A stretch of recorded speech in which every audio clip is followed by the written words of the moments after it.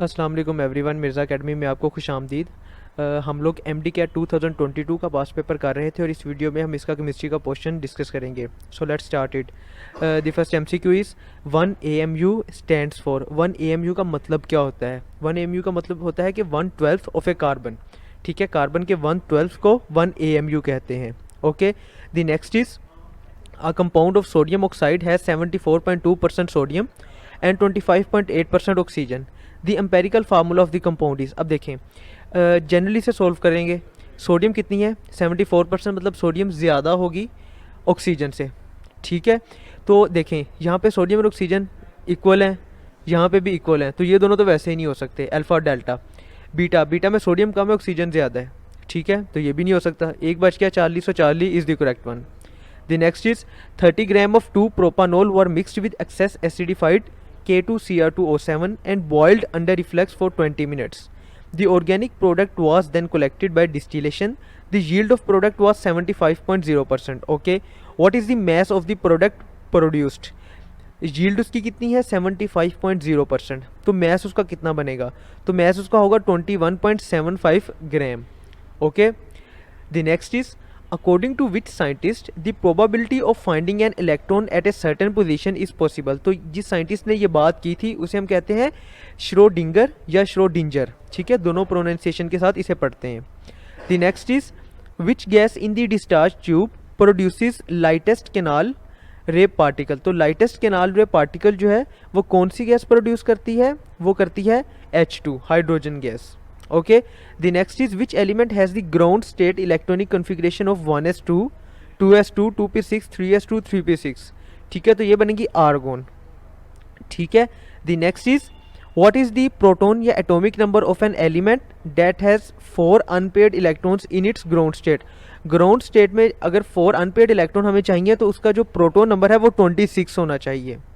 Okay, so delta is the correct one. The next is a gaseous mixture contains 9.6% NH3, 22.6% N2 and 67.8% H2 gases. Okay, if the total pressure is 50 atm, 50 atmospheric pressure है total, then the partial pressure of H2, then सिर्फ H2 का जो pressure है वो कितना होगा? H2 का हमें पता है कि जो परसेंटेज है वो है 67.8%। इन दोनों फैक्टर्स को हम कंसीडर करते हुए जब इसका H2 का पार्शियल प्रेशर निकालेंगे वो बनेगा 67.8 multiply by 50 divided by 100%। Okay, so Charlie is the correct option. The next is if we want to raise the temperature of 1 mole of an ideal gas by 1 Kelvin, 1 mole का temperature हमने increase करना है 1 kelvin तक, we have to provide how much amount of energy. तो ये energy की जो amount बनती है ये प्री डिसाइडेड होती है और ये बनेगी 0.0821 decimetre cube ATM. Okay, the next is the process of heat flow between voter and colder cases remains continued until all the molecules have equal. देखिए, हमें पता है कि जो हीटेड बॉडी होती है उसमें मोलिक्यूल्स की एनर्जी ज़्यादा होती है, जो कोल्डर बॉडी होती है उसमें मोलिक्यूल्स की एनर्जी कम होती है। तो जब हम दोनों को मिला देते हैं तो वो पूछ ये रहा है कि कब तक एनर्जी फ्लो करती रहती है?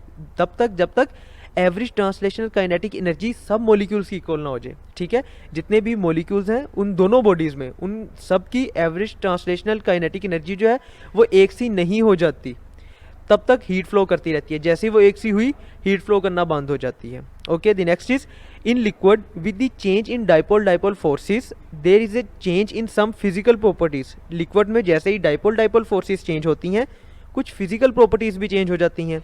Select the property which is not affected by strength of dipole dipole forces. इनमें से ऐसी कौन सी प्रॉपर्टी है जो डाइपोल डाइपोल फोर्सेस या बॉन्ड्स पे डिपेंड करती ही नहीं है? तो देखें, boiling point, heat of vaporisation, heat of sublimation, ये तो प्योरली बॉन्डिंग पे ही डिपेंड करती हैं। जिसमें बॉन्ड स्ट्रॉन्ग होंगे उसका बॉइलिंग पॉइंट ज़्यादा होगा। ठीक है, तो लेकिन जो है ना नंबर ऑफ मोल्स ये इन पे डिपेंड नहीं करते कि उन दो मोलिक्यूल्स ने आपस में कितना स्ट्रॉन्ग बॉन्ड बनाया हुआ है या वीक बॉन्ड बनाया हुआ है। नंबर ऑफ मोल्स तो उतने ही रहेंगे। Okay, the next is which of the following factor does not affect the magnitude of vapour pressure. तो इसमें से कौन सा ऐसा फैक्टर है जो वेपर प्रेशर के मैग्नीट्यूड को इफेक्ट नहीं करता, मतलब वेपर प्रेशर उसकी वजह से ज़्यादा या कम नहीं हो सकता? तो वो है अमाउंट ऑफ लिक्विड। ठीक है, अमाउंट ऑफ लिक्विड आप जितनी ज़्यादा या कम कर दें उस लिक्विड का वेपर प्रेशर उतना ही रहना है और वो फिक्स होता है। ठीक है, a small building block which belongs to whole information about crystal structure is called. ऐसा कौन सा बिल्डिंग ब्लॉक है जिसमें क्रिस्टल के बारे में सारी इन्फॉर्मेशन होती है कि क्रिस्टल कैसा बना हुआ है, ये सारा उस ब्लॉक में होता है, तो उसे हम कहते हैं यूनिट सेल। यानी अगर हम एक यूनिट सेल को स्टडी कर लें तो हमें पता चल जाएगा कि पूरा क्रिस्टल जो है वो कैसा होगा, ठीक है। The next is which type of solid is called as atomic solid. तो जो कोवेलेंट सॉलिड्स होते हैं उन्हें हम एटॉमिक सॉलिड्स कहते हैं, okay.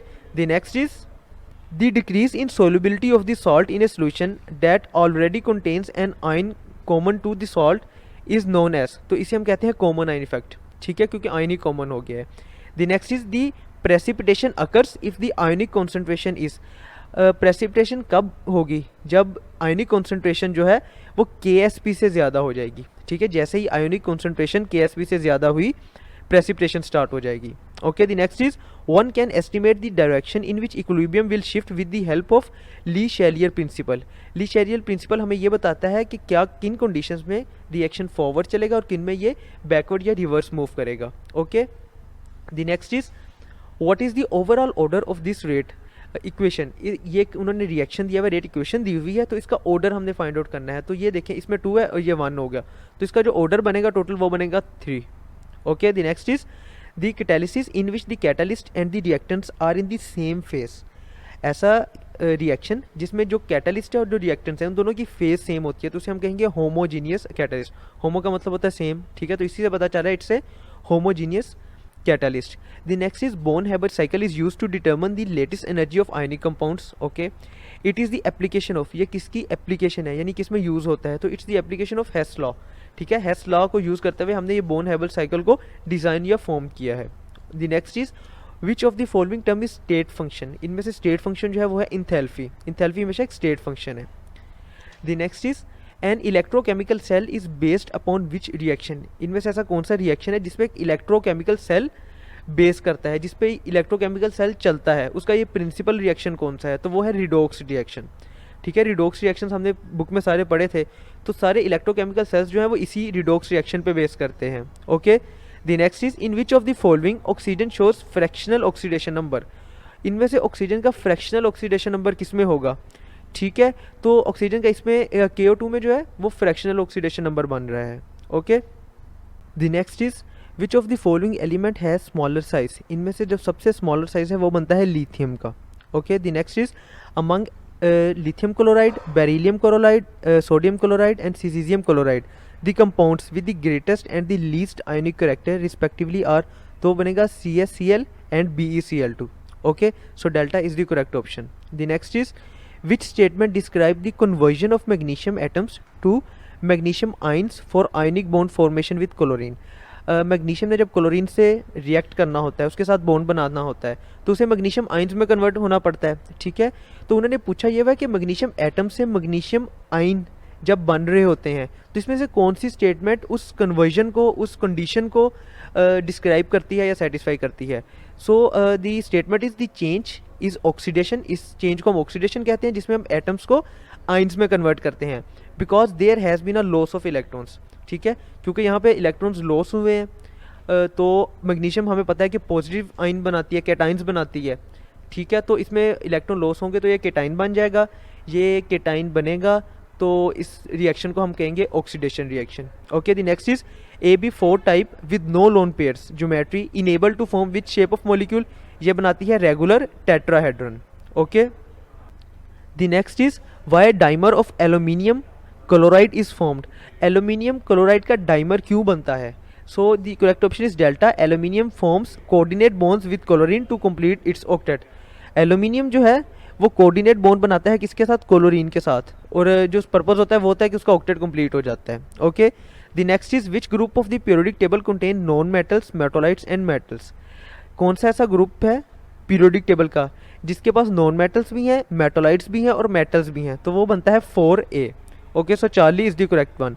The next is which of the following sulphate compound is insoluble in water. So इसमें से BaSO4 जो है ये वाटर में सोलुबल नहीं है, okay.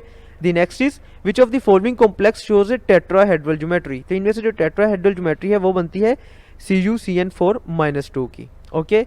The next is in which pair one has all unpaired d orbitals while other have all paired d orbitals। तो बनता है Cr and Zn, okay, chromium और zinc। The next is in which of the following functional groups the carbon atom is sp hybridized। so इसमें जो Cn functional group है ना, इसमें carbon atom जो है वो sp hybridized है, ठीक है। The next is the compound containing RH functional group is known as, इसे हम कहते हैं थायो अल्कोहल्स, ठीक है। जिसके पास ये single bond SH functional group होता है ना, इसे थायो अल्कोहल्स कहा जाता है। The next is what is the number of isomers of A hydrocarbon having a molecular formula C4H8। C4H8 वाले के नंबर ऑफ आइसोमर्स बनेंगे 5। Okay, so delta is the correct option. The next is alkyl benzene is formed when benzene is treated with an alkyl halide in the presence of anhydrous aluminum chloride. Identify the type of reaction।